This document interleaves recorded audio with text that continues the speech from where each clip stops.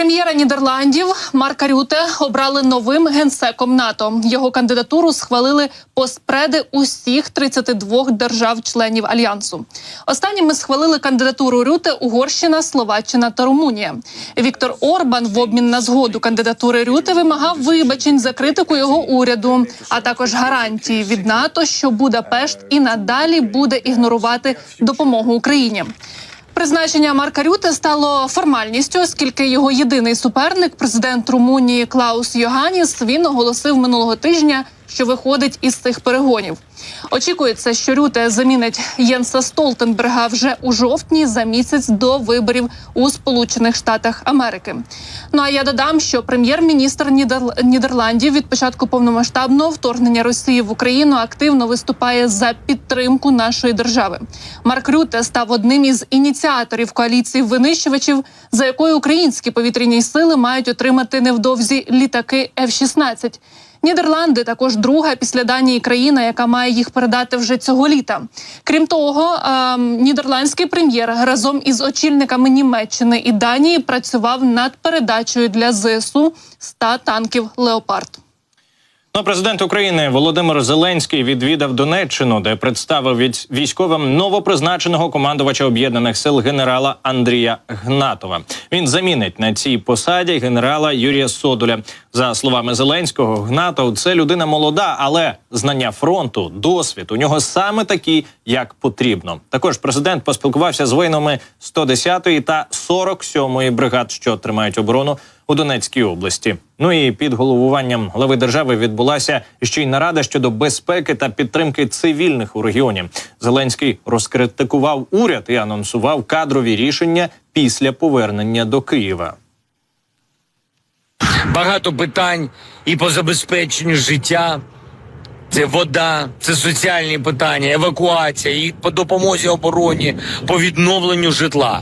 Вдячний кожному, хто дійсно на 100% все робить, щоб наша Донеччина вистояла.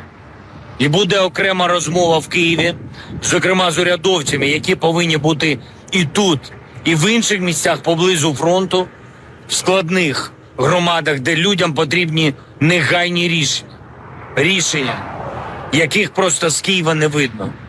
І був здивований, що деякі профільні урядовці не були тут по півроку і більше. Буде серйозна розмова і буду робити щодо них відповідні висновки. Міноборони України закупило для ЗСУ пластикові фляги втричі дорожче за ринкові ціни. У 2024 році у відомстві витратили понад 54 мільйони гривень на придбання 153 тисяч армійських фляг. Про це йдеться у розслідуванні NGL Media.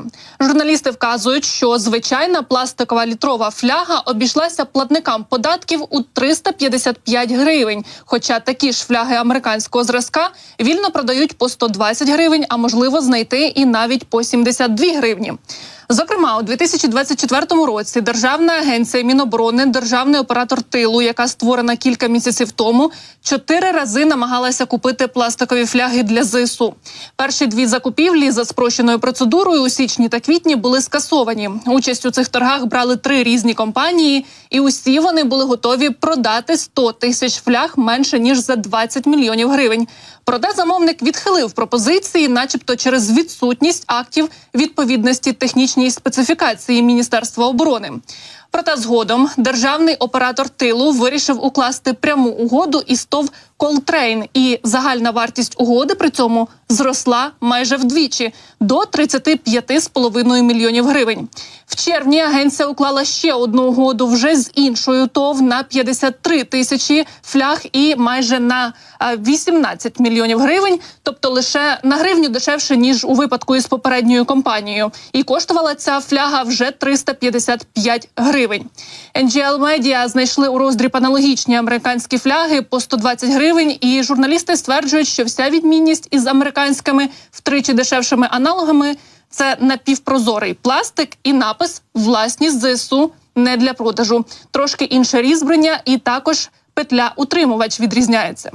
Крім того, фляги, які закуповує Міноборони, лише умовно можна назвати українськими, йдеться в розслідуванні, бо власного виробництва компанії, з якими уклали угоди, просто не мають. І фляги замовляють у китайського підприємства. Знайти цю ж продукцію з Китаю у мережевих маркетах Alibaba неважко. І ба більше, на Alibaba ці фляги з написом «Власність ЗСУ не для продажу» теж продають. Продають по $3,85, майже по $4, тобто по 154 гривні за штуку. Такі ж фляги, але без написів, фірма продає на Alibaba по $2,5 100 гривень. Ну і державний оператор тилу вже відреагував на розслідування журналістів та підтвердили, що дійсно закупили фляги для армії дорожчі за ринкову вартість. Пояснили це тим, що український виробник, який запропонував найнижчу ціну, не отримав акту від управління Міноборони, без якого з ним не можуть підписати договір. А тому фляги купили дорожче з Китаю. СБУ затримала зрадника з Чернівців, який готував ракетні удари РФ по Буковині. На окупантів вийшов ініціативно, повідомляють в СБУ. 36-річний мешканець Чернівців, який 2 роки переховувався вдома від мобілізації, дистанційно вийшов на окупантів та запропонував їм допомогу у війні проти своєї країни. Щоб підтвердити відданість росіянам, цей персонаж у прямому ефірі чат-рулетки показово підпалив державний прапор України. Після цього зрадник намагався встановити місця розташування складів із паливно-мастильними матеріалами на території міста та його околицях.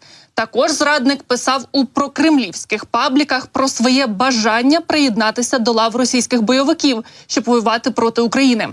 Для конспірації фігурант використовував анонімний акаунт під вигаданим нікнеймом, а з окупантами він спілкувався через один із російських відеочатів, який контролюють спецслужби РФ.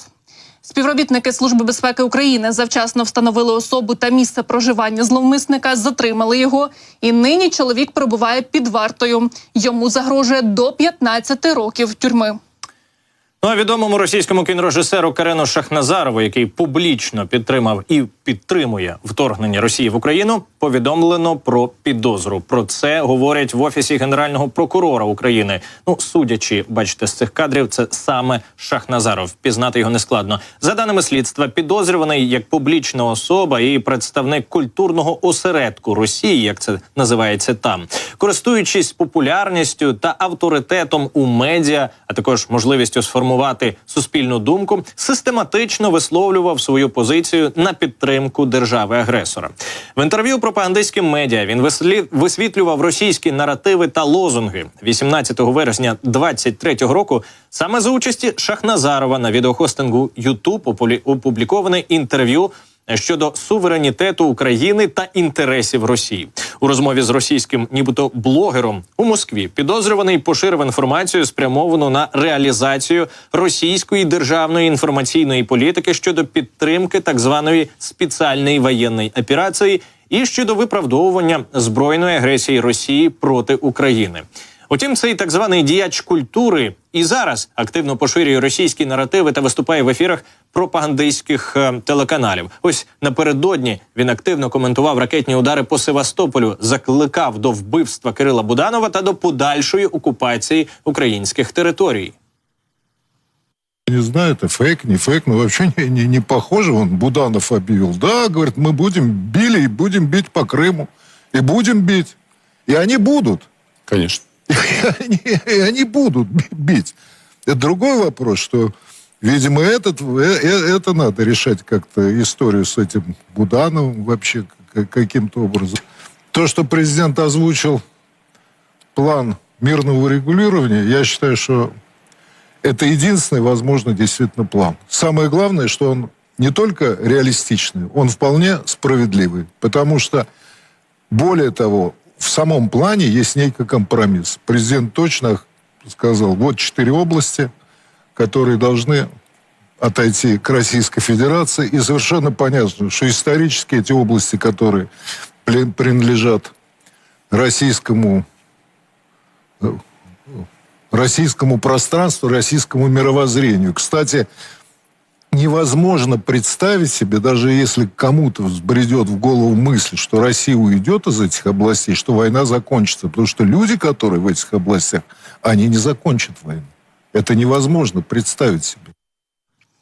Митрополита УПЦ МП Іона Фана, який отримав 5 років за ґратами за виправдовування російської агресії, вчора обміняли на українських військовополонених. За даними джерел ЛБ.UA, про обмін митрополита Тульчинської єпархії УПЦ МП попросив особисто директор РПЦ Кирил Гундяєв.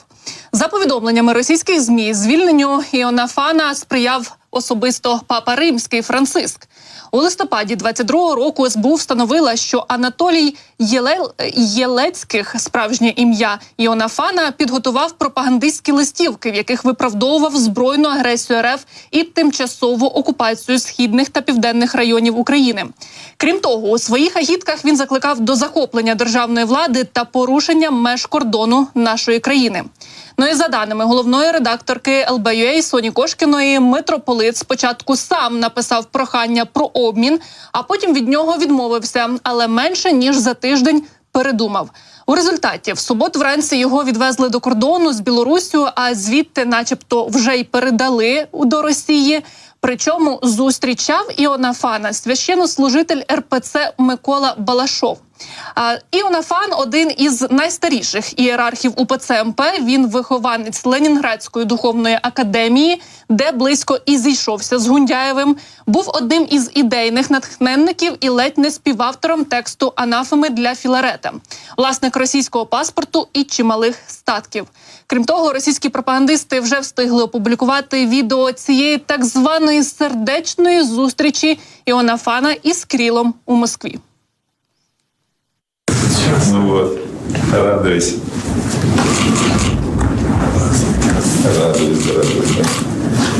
Радуюсь. Не надо кланяться, все. Ну, жив, здоров. Глаза по-прежнему так же, как и 20 лет тому назад. Вот. Но сразу видно, что пребывание, как говорится, в плену, не только духовном, но и физическом, конечно, свой отпечаток накладывает на человека. Пребывание в плену, чи то пак пребывание в заложниках свій відпечаток накладає саме на українських воїнів. Бо повертаються вони з російського полону чи з російських заручників максимально виснаженими. Але головне, що повертаються. Напередодні Україна змогла визволити ще 90 захисників, зокрема 32 нацгвардійці, 18 прикордонників, 17 представників військово-морських сил, 15 бійців ЗСУ та 8 тероборонівців. Чимало з них захищали Маріуполь, зокрема Азовсталь. Повернулися бійці, які боролися з ворогом також на Донецькому, Харківському, Запорізькому та Луганському напрямках, і бійці, що були на ЧАЕС. Цей обмін відбувся за посередництва Об'єднаних Арабських Еміратів, утім, він ще досі не завершений. Представник Головного управління розвідки Міноборони Андрій Юсов заявив, що додаткову інформацію про цей обмін повідомлять найближчим часом. Цитую, це ще не 53-й обмін, він ще не завершився, операція триває. В межах цієї операції вже повернули 90 наших захисників, але це не останні новини, робота продовжується. За словами Юсова, кожен обмін полоненими є складним, зокрема через те, що Росія нехтує міжнародним правом та Женевськими конвенціями. До речі, повертаючись до обміну і представника УПЦ МП, здається, що ми маємо цілком можливо ще ким поповнити цей обмінний фонд, щоб дійсно повернути наших захисників додому. І, здається, хотілося б вірити в те, що це і насправді буде відбуватися і надалі, тому що ми знаємо, що Росія завжди порушує усі міжнародні права, обов'язки і, крім того, затягує ці обміни полоненими. Ну а вперше за 5 років прем'єр Індії Моді вирушить із візитом до Москви. Заявив про це офіційний представник Кремля Юрій Ушаков. За його словами, Москва активно готується до прийому Моді, але коли саме він прибуде, не сказав. ТАСС з посиланням на джерела стверджує, що прем'єр Індії відвідає Російську Федерацію на початку липня. Візит нібито триватиме 2 дні. Майбутня поїздка Нарендри Моді в Росію стане першою з 2019 року і відбудеться менш ніж за місяць після того, як його було переобрано прем'єр-міністром Індії, уточнює CNN. Востаннє Моді зустрічався із російським диктатором Путіним у кулуарах саміту Шанхайської організації співробітництва в Узбекистані у 2022 році. Варто зазначити, що зв'язки Росії та Індії зберігаються і надалі ще з часів Холодної війни. Від початку російського вторгнення в Україну в лютому 22-го Нью-Делі утримується від публічної критики Москви, нарощуючи при цьому закупівлі російської нафти. Ну і також нагадаю, що 14 червня з прем'єр-міністром Індії Моді в Італії зустрічався наш президент Володимир Зеленський. Вони обговорили розвиток двосторонніх відносин між країнами. Глава Пентагону Ллойд Остін уперше поспілкувався з новим російським міністром оборони Андрієм Білоусовим. Вони провели телефонну розмову. Відбувалася вона, як кажуть у Пентагоні, на тлі продовження війни, яку Росія розв'язала проти України. Про все це заявив речник Пентагону Патрік Райдер, якого бачите на своїх екранах. Генерал зазначив, що востаннє міністр оборони США спілкувався із главою Міноборони Росії ще 15 березня 23-го року, коли цю посаду обіймав Сергій Шойгу, преснопам'ятний. Тоді очільники відомств спілкувалися щодо інциденту з перехопленням російським літаком американського безпілотника «Ріперу» в міжнародному повітряному просторі над Чорним морем. Якщо бути точним, збиття. Таке було там специфічне збиття. Налили рідини певної на цей «Ріпер», і він впав у Чорному морі. А потім самі ж американці його добили, якщо пам'ятаєте, щоб росіяни не могли його підняти і дістати якісь відомості. Ну а пропагандистські російські ЗМІ тим часом заявляють, що нова телефонна розмова між США та Росією відбулася з ініціативи американської сторони. Остін і Білоусов під час неї начебто обмінялися поглядами щодо ситуації, як кажуть у Москві, вокруг України. Зазначають, що Остін заявив про важливість збереження комунікації в умовах продовження війни, а Білоусов тим часом взявся погрожувати главі Пентагону небезпекою подальшої ескалації обстановки у зв'язку з поставками американської зброї для ЗСУ. Ну, справжні терористи навіть і говорять в офіційних розмовах із офіційними особами Сполучених Штатів Америки саме ось такими терористичними своїми погрозами. Ну а тим часом американські військові і начебто можуть прибути до України, бо Білий дім працює над зняттям де-факто заборони на розміщення американських військових підрядників в Україні. Пише про це CNN із посиланням на чиновників. Телеканал зазначає, що таке рішення хочуть ухвалити, аби допомогти ЗСУ підтримувати, а також ремонтувати надані Сполученими Штатами Америки системи озброєння. За словами чиновників, неназваних, над цією пропозицією все ще працюють представники адміністрації, і вона ще не отримала остаточного схвалення від президента США Джо Байдена. Цитую: «Ми не ухвалили жодних рішень, і будь-яке обговорення з цього питання передчасно», заявив один із представників адміністрації журналістам. Чому нардепу Тищенко не одразу вдягли електронний браслет? Пояснили в Офісі Генерального прокурора України. Зволікання з електронним браслетом у Генпрокуратурі пояснюють об'єктивними обставинами. У пабліках лунали питання, а чого не одразу надягли браслет, кажуть у відомстві. Це електронний засіб контролю, і очевидно, що для його застосування потрібен якийсь час. Час на документальне оформлення та технічні питання. Як і на виготовлення ухвали суду, яка має бути передана у відповідну службу. Тож працівники поліції перед застосуванням електронного засобу контролю зобов'язані роз'яснити підозрюваному під розпис правила користування пристроєм, а також техніку безпеки, поводження з ним, я думаю, в контексті Тищенка це особливо актуально, та наслідки його зняття або неправомірного втручання в його роботу. Теж важливо саме в цьому випадку. Ну, про все це заявили в Офісі Генпрокурора в коментарі нашим колегам з Обоз.ua. І я нагадаю, що напередодні суд обрав запобіжний захід для Тищенка у вигляді цілодобового домашнього арешту. Підозрюють його у причетності до незаконного позбавлення волі колишнього військовослужбовця у Дніпрі. Однак уже після завершення засідання суду нардепа помітили в готелі «Хаят», що й викликало абсолютно справедливу, як на мене, хвилю гніву в соцмережах. Електронний браслет на нього надягли близько 22:30. І тільки після цього Тищенко вирушив додому. Ну а тим часом петиція про позбавлення Тищенка депутатських повноважень за день набрала необхідну кількість голосів. Про це ми щойно вам показували також на екрані. За позбавлення депутатських повноважень Миколи Тищенка підписалися 25 тисяч українців. Цього і достатньо для розгляду звернення. Ініціатори петиції наголосили, що Тищенка слід позбавити депутатських повноважень через, цитую, аморальне поводження, рейдерство, рекет, зловживання службовим становищем та перевищення повноважень. У петиції також зазначається, що Микола Тищенко істотно шкодить роботі парламенту, а його дії наносять шкоду іміджу України.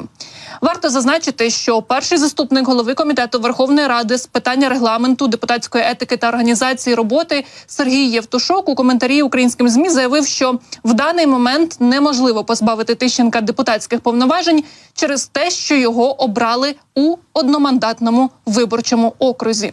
Ну і вчора, до речі, під час засідання суду сам нардеп Микола Тищенко говорив, що він не збирається складати свої повноваження, а якщо все ж таки слідство доведе в тому, що він і справді був винен в тих його злочинах, яких його звинувачують, то тоді буде розбиратися, зокрема, про це із народними обранцями. Караван лає, собака йде. Тепер будемо говорити про не менш... Там ще один вислів був. Вислів був від Миколи Тищенка про те, що нас повинні боятися корупціонери, але нас з вами ніхто не повинен боятися. Це класика, яка стає чимось, як би сказав сам Микола Тищенко.